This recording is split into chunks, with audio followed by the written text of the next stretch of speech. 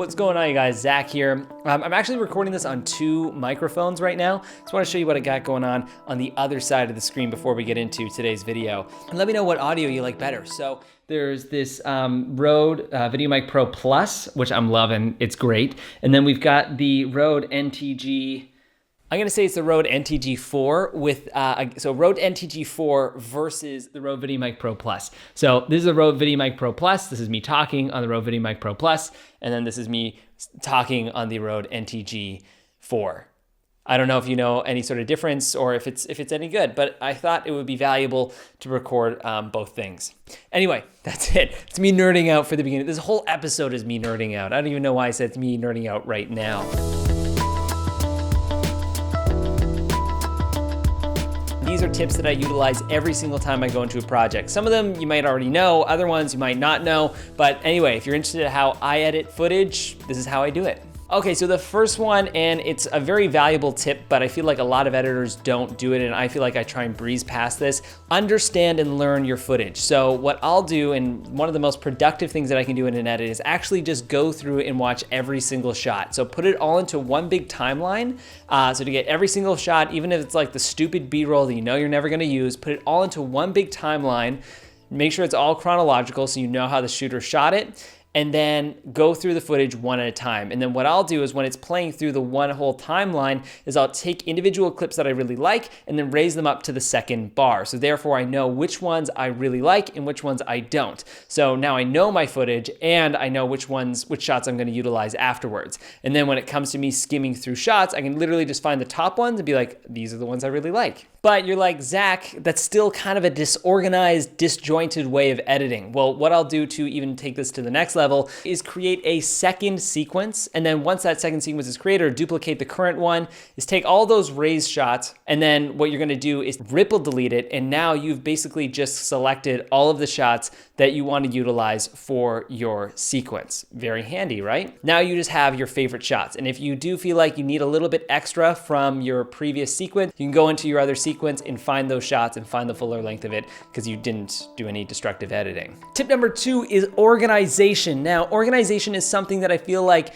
as an editor, for me, I'm a very disorganized person. And you know, if you're an editor, most people are pretty organized, but I feel like time and time again, I'll just try and speed through an edit really quickly. And the big thing is it's like, once you start getting lazy in an edit, it actually gets harder. And so even though when you think, oh, I'll just drag this clip in and not label it or put it into a bin, that's actually giving yourself a much more big of a hassle later, especially when the client comes back to you like, yeah, can you go back into that previous edit?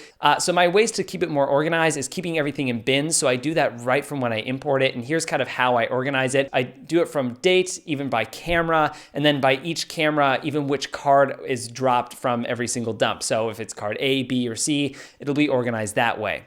And then once I bring into the timeline, it's already still organized. And then from there, what I'll do is, let's say there are shots that I really like or shots that I don't like, or maybe this is a shot that someone is speaking, and these are just shots that people are talking in. I'll label them, let's say, green or forest. And then if I'm later on editing, I need to find a good talking headshot, or I need to grab all the talking headshots, I'll just right click and select all of the green shots, and I can find them right away super quickly. So it's a fast way to blast past looking through different shots, and you can do this for all of your labeling methods. You can even put in little side notes in here and message yourself later and be like, this is a really good interview clip. I like this, use this. And then you can read your marker later. And a quick little tip about organization, which I have actually just found out, is I like to look through my footage when it is in a viewer mode, so you can actually see the actual image, and then I can skim through my little browser here.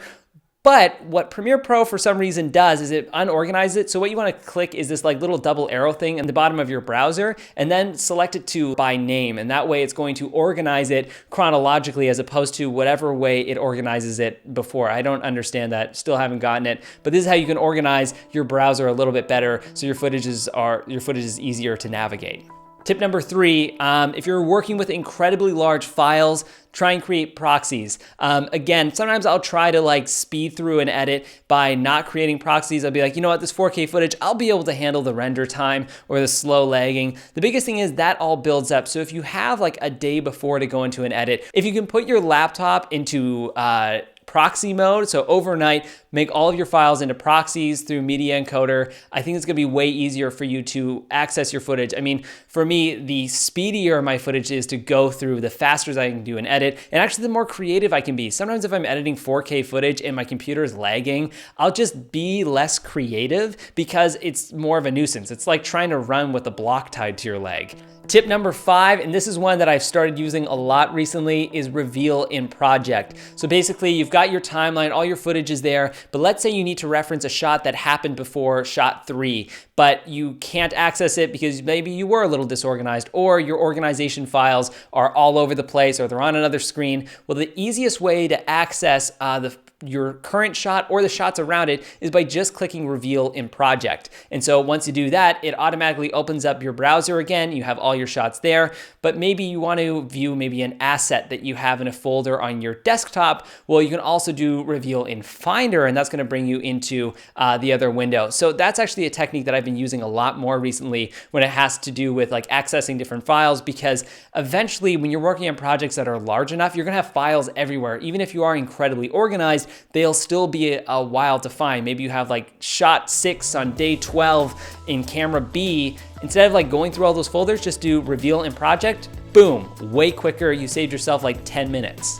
Maybe not 10 minutes, it's a bit of a dramatization. Number 6 is your export settings. So what I like to utilize is exporting in a lower file size if possible. Therefore, when I'm exporting, it's a little bit quicker, and B, when I'm uploading, it's much faster, and C, when the client is going through the feedback, they're able to do it a little bit quicker because they got the file faster and it uses less space on your computer. So for any sort of feedback or client feedback notes and stuff, export at a lower resolution, especially if it's not going up online. They're not really gonna notice a whole lot if they're viewing it on their computer. So what I like to do is in my export settings, I like to go to click the drop-down menu from VBR to CBR, and then lower that down to about like 6 or 8. That's gonna make a much smaller file size, faster export, much faster upload, and again, just make things way quicker. And that is it, you guys. Those are my 6 tips to speed through and edit way faster. Hopefully that helped you out with your next edit. Hopefully you're watching this, you're like, oh, I learned a little bit of something. And if there's some tips that maybe you guys have as editors, I'd love to read that in the description below. I love learning about new editing methods, possibly ones that you're just starting to use now because you found out in Premiere. I mean, that's like the fun thing about editing. I mean, there's a lot of fun stuff. Boy, do I love it. But that was not fake at all. It's nice to find different like editing workflows to speed up your process. Maybe it's finding labeling clips differently, exporting proxies, uploading smaller file sizes, or just utilizing like reveal in project. So hopefully those little tips can help you out. I know I use them all the time now. And yeah, let me know your thoughts in the comment section below. If you like what PremiumBeat's creating, give us a subscribe, hit that like button, it would really mean a lot. And yeah, if you wanna follow my life a little bit further, you can follow me on the Instagrams at Zach Ramlin.